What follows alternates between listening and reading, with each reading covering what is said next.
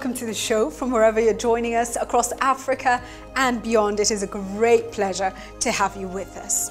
Now, on the show this week, we host Manu Chandaria, better known as Manu Chandaria. He shares his insights into Africa. You get to have your say as well. And we have Africa's top 10. You're watching the Africa Leadership Dialogues. I am Julie Gichuru.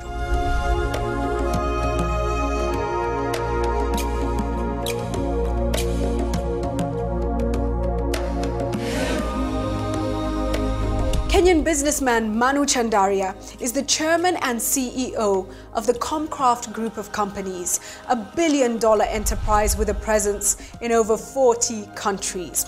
On top of his business success, Manu is a philanthropist with a passion for Africa.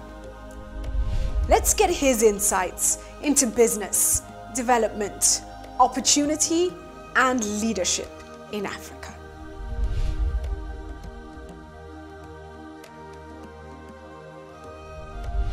Manu, thank you so much for making time for the Africa Leadership Dialogues. Now, your achievements are incredible, especially in the private sector. And you've invested not just in Africa, but you're vested across various continents. And right now, just looking at the economic situation, the global situation, what are your observations on where Africa stands? Well, Africa is all the opening. Now the question is that if you take a bet and go onto the field and you just, on the second ball, you just get shaken up, it's up to us. Africa has everything going today, everything that you can talk about. It depends upon how we roll ourselves out and get these 53 nations, even to speak as 4 nations, even 5 nations. Or regional blocks. Blocks. East African Community, SADC, ECOWAS, COMESA, so that we can at least show that there is some purpose rather than individual countries taking the destiny of Africa while taking the destiny of their country, building the destiny of Africa. That cannot be done because we're too small. We're merely in 1,000 legs, 1 leg, 2 legs, 3 legs. And we've got a lot to cover. And my personal feeling is that unless we are prepared to push ourselves hard and make sure that decisions are made which are good for people of the country. And today we don't see that. And this is at leadership level? Yes, yes. I think that the political buy-in is very much necessary. 50 years we have given to our politicians all over, from Ghana to all the countries that are independent now, that we've given too much of importance without recognizing that there is a stomach, that there are children at home, that you got to bring the bread, win the bread, and bring it home.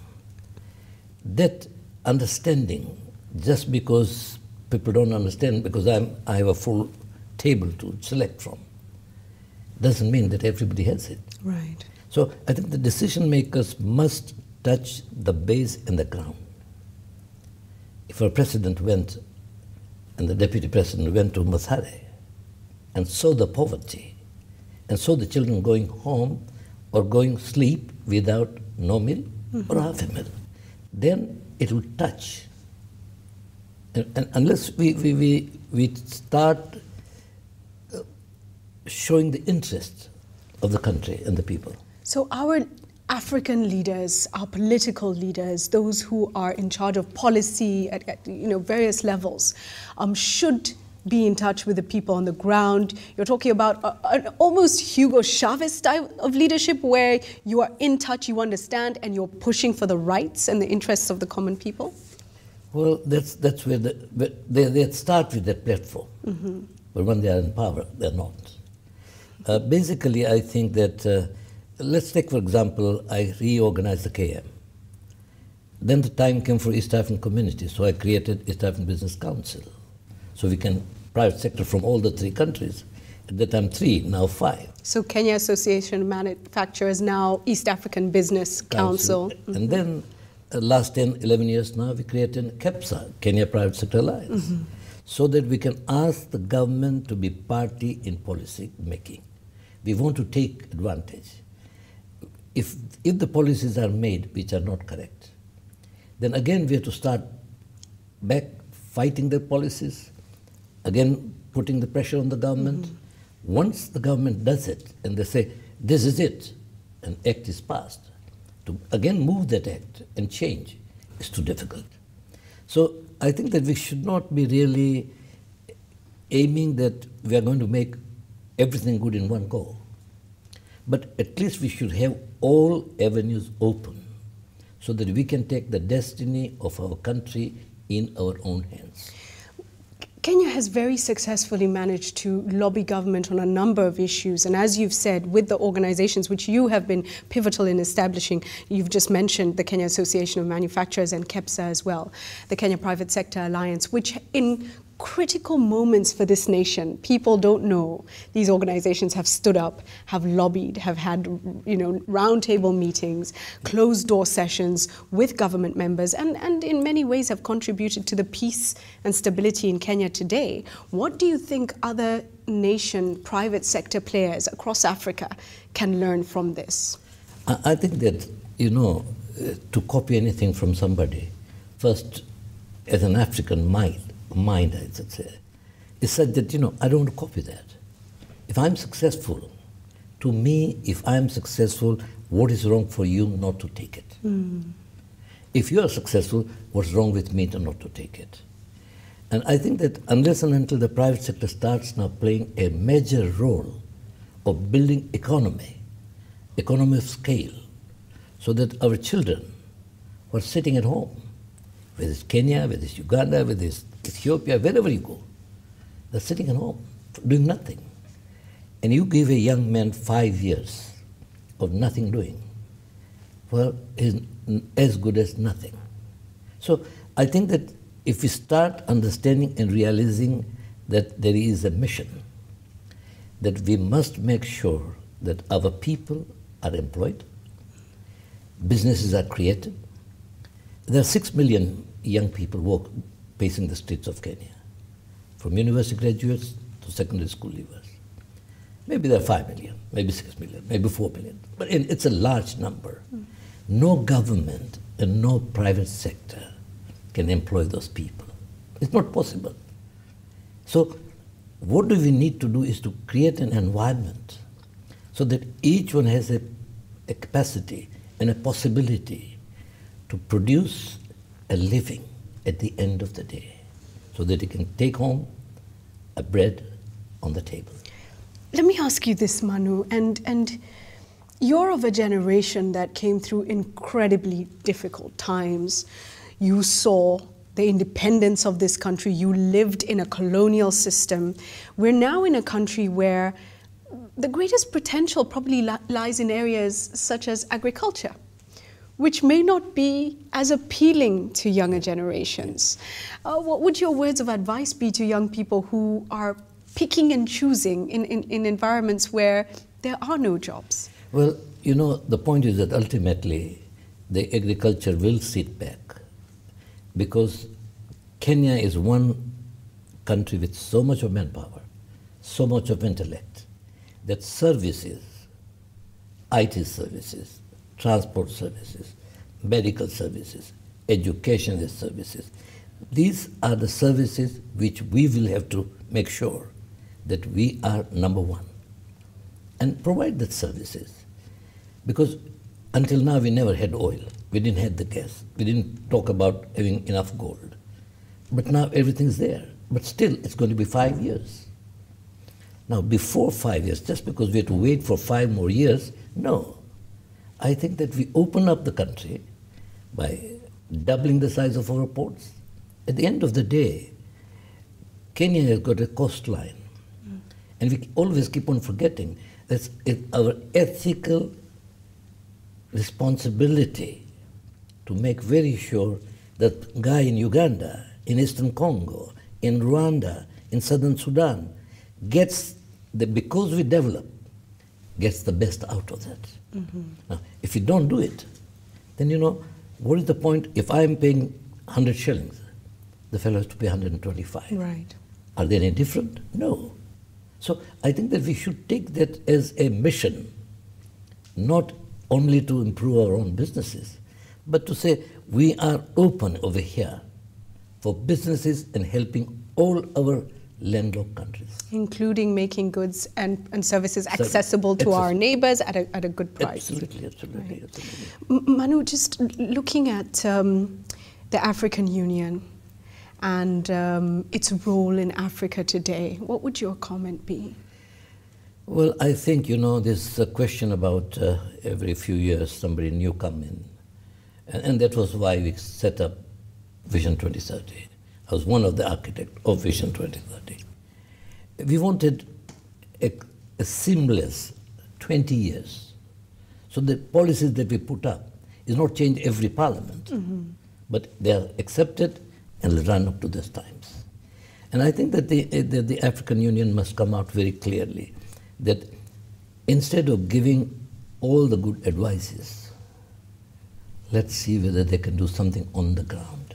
So at national level, come in and assist at national level. And I think that they would do a lot by bringing them on the ground, saying that this is the way you can improve your economy. This is the place you can improve your economy.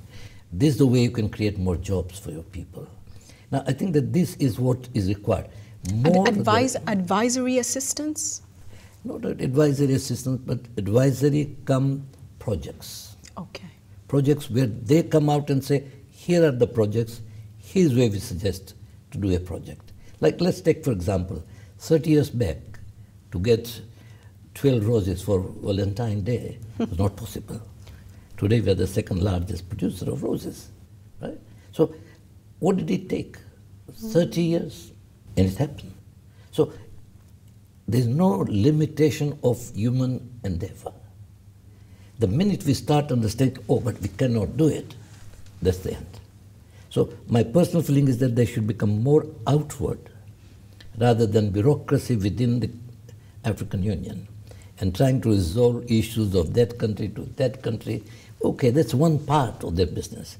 But the second part of the business, if they want to succeed, is building economies of scale, so that the people become more affluent, create wealth, and have possibility of being, to be counted.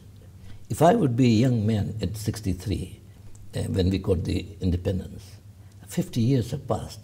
If I've not been able to do anything more,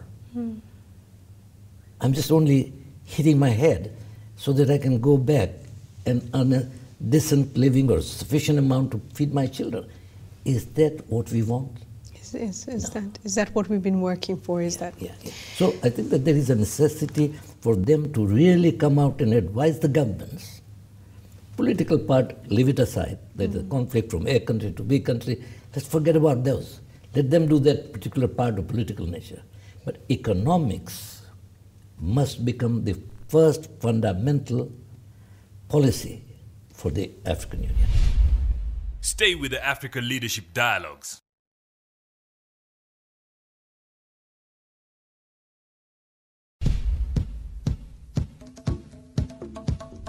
Let's talk business now. And you're vested in various sectors, but when you look at Africa today, what is most exciting for you? What sectors represent most exciting? To me, I think that agriculture, number one. Okay. Obviously, the world hasn't got the land. We have enough land. Number two is power generation, one-scale power generation. Transportation, huge business. You build 2 ports. You build 2 railways. You build 4-way highways. You don't know what will hit you. But not you. But the life of the other fellow sitting in Rwanda will become very, very easy for him. Because we had the first step to open the doors. If you don't open the doors, then they don't get it's a floodgate. If you open the water, they'll get it. If you don't, they'll not get it. So to me, a service industry, IT. You know, today India, you can't find people to do IT work. Why can't we just open up and say, come on, anybody who wants to employ an IT and have a platform, give him a license, get them going. He might break some of their rules and regulations, but so what? All we require for them is to open up so that more and more children are savvy. You know, they're very savvy. You give them a mobile today. They are? They'll open it up to down. You know, they'll know exactly in 3 years or 4 years' time, they'll say, come on, Papa, I'll do it for you. My 3-year-old operates my gadgets better than I do. So there we go. And I think that we are passing through an age. At my time, there was nothing. There was hardly even telephone. And that telephone was like cranking like this. Now, if you want to take the advantage of technology, 3 days back, I had about 10 deans of the business school.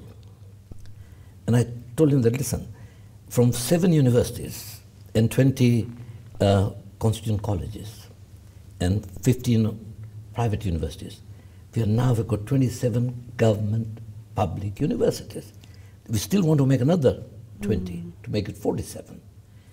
Now, to raise this base and a bar, you require intelligence, you require PhDs, programs, research, which has to lift up so that we can then absorb this.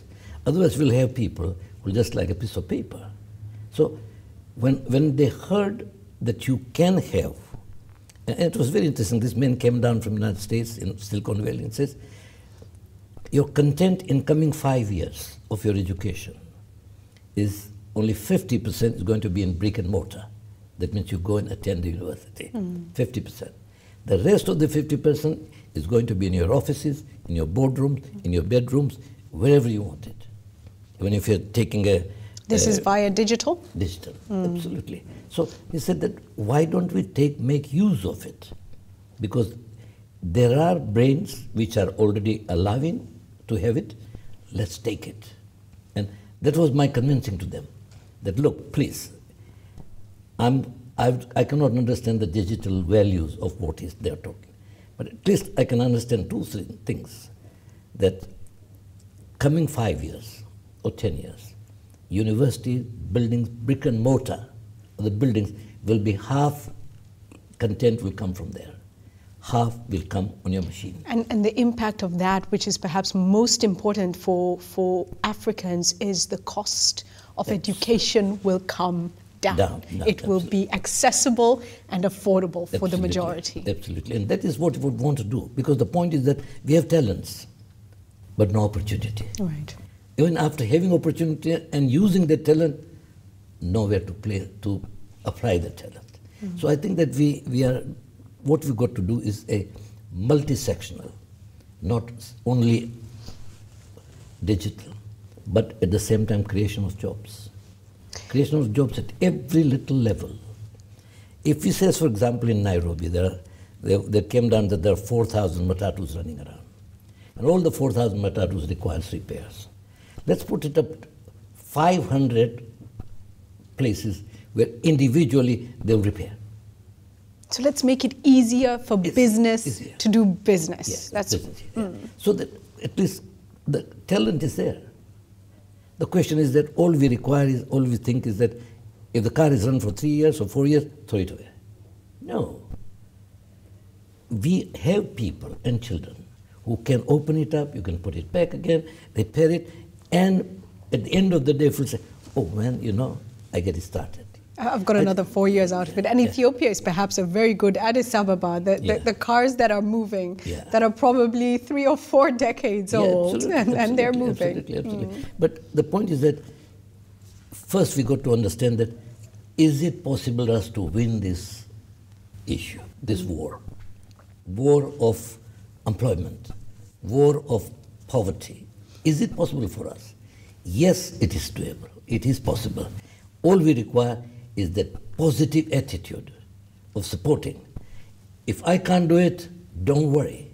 You can do it, do it. That attitude of passing on. Whoever has got intelligence and capacity, let them do it. Let me give a small example. I think that, my son is now the Consul General in Singapore for Kenya. Congratulations. And every year, numbers of delegation keeps on going. And number of delegation he entertains and takes some here, takes some there, takes some there. Sometimes I wonder. Each Minister of Transport in last 50 years has gone and understood how Singapore is operating. What have we done? We go to Israel. Every agriculture minister goes to Israel. What have we done? The point is that unless we are prepared to say, take 15 instead of 100, but put the 15 in the ground, right. Make it happen. Right. And if you are not going to make it happen, facilitate or allow or encourage those who can to do it. Manu, before we wind up, and when we wind up, I'm going to ask you to give your words of advice to Africa. Before we do that, you've invested a lot of time and energy in philanthropic efforts as well. Yes. And my question to you is, why? Well, right from the day one, I came down in 51 to join my business. And with our 4 younger people, we all joined the business.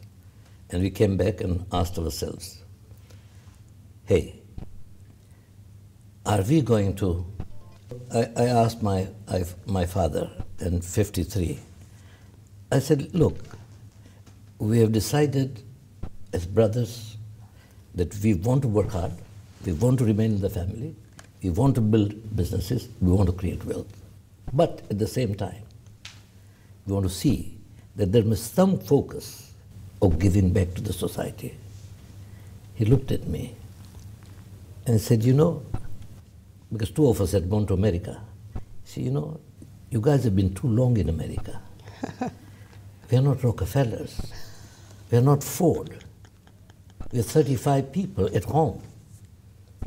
And you got to build.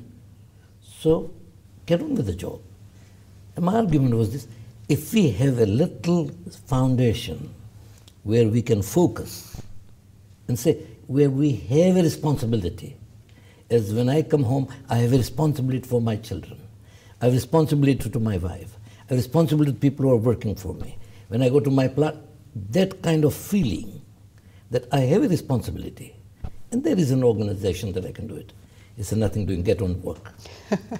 And after 3 years, he came back, because from 40 people, we made in 5 years, 500 people working.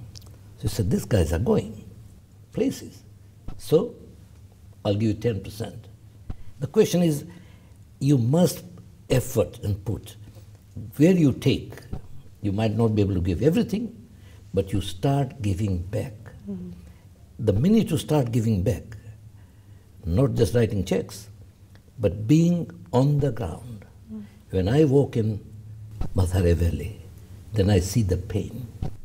That pain makes me to wake up next morning to make very sure, how can I reduce that pain? Right. Yeah? So the point is that philanthropy is just, it's one part of society's work. Whether you call it philanthropy, you call it social work, but you must have the responsibility that you are born, brought up, you have become what you are today because of this country. Mm. Whichever the country we are operating in. We got same thing in UK, same thing in Canada, same thing in South Africa, wherever we operate. But we make very sure that something will go back into the society. And I think that the most interesting lecture that I heard was from one of the dean of the business school. He was Kellogg's Business School's dean, and then he became now INSEAD in France. And he said, there are many successful people in life. But if the success cannot change the lives of others around you and become significant, success is as good as no success. That's powerful. Manu, in 1 minute, please look at the camera and just give your message to Africa. I think for us and for this continent, everything's going. Let's make it effort.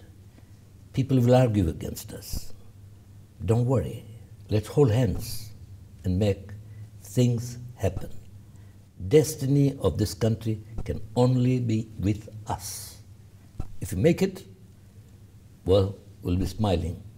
At least I will feel very, very happy that yes, in 20 years' time, Kenya is somewhere where it should be. Thank you so much. Really appreciate it, Manu.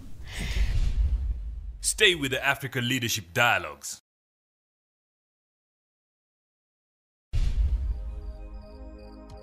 I am Dr. Manu Chandaria. You are watching Africa Leadership Dialogue. Fascinating insights from Manu Chandaria there.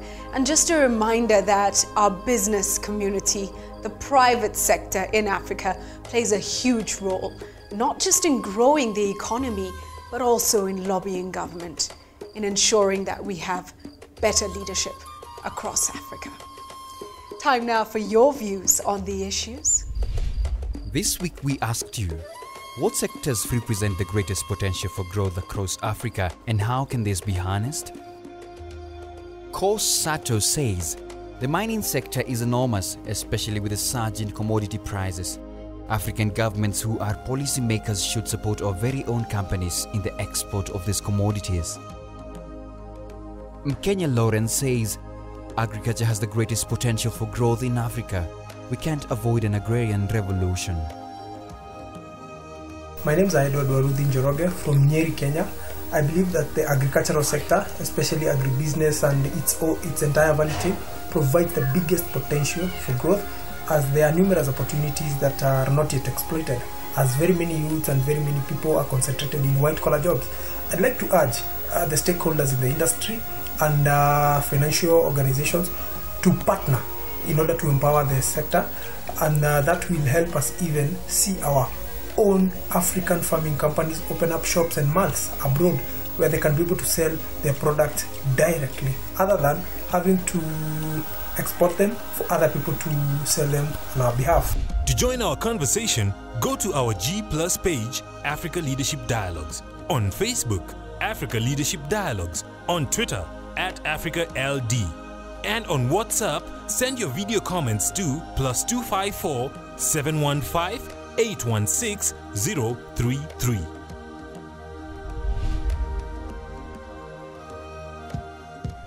And now to Africa's top 10.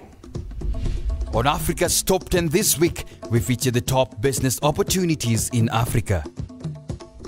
Starting us off at number 10 is financial services. African financial services have come of age due to growing income levels. African and international firms are already positioning themselves to capitalize on the continent's underserved market. At position 9 is small industry, whereby small-scale manufacturers invest in processing local raw material, add value and make profits. This has become profitable due to the increasing level of demand of products by the middle class. Positioned at number 8 is trade. Africa's middle class is ballooning.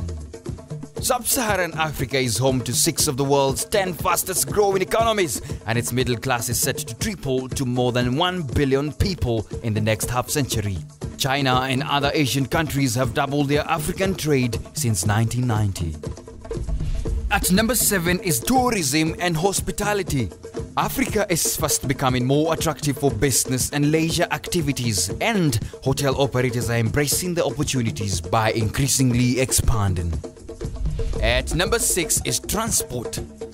African countries face huge problems in the movement of goods and people due to limited means of transport. This situation presents numerous business opportunities, particularly with the intense investment in infrastructure development across various African regions. At number 5 is food production and processing. The demand for quality food is increasing, with a growing population presenting numerous business opportunities for producers. There are even greater opportunities in seizing the moment by investing in food processing. Construction and real estate comes in at number 4. Economic growth has been singled out as being the key driver of change in Africa. With increasing stability across various regions and a growing appetite from offshore investors for real estate asset exposure in the African market, the attraction of real estate across Africa lies in its fast approaching development potential. At number 3 is computer and internet services. Africa's ICT sector is dynamic and vibrant. Africans are increasingly purchasing electronic gadgets and using internet services. The mobile phone revolution on the continent and the adoption of various financial services on these platforms is indication of a fast-growing sector. At number 2 is the energy sector. Energy is vital and African governments are now recognizing investment in energy as a crucial backbone for growth. The aggressive implementation of energy programs and the focus on expansion of access to energy is a key growth area. And at number 1 this week is agriculture. Africa is ripe for a green revolution and is home to 60% of the world's total uncultivated arable land. Many African governments are making substantial efforts to surmount challenges, and as barriers are overcome, agricultural input will increase. Opportunities here include production of energy through biofuels, manufacture of products such as fertilizers, pesticides and seeds, and the residual advantage of generating cash from sale of carbon credits. And that's Africa's Top 10 this week.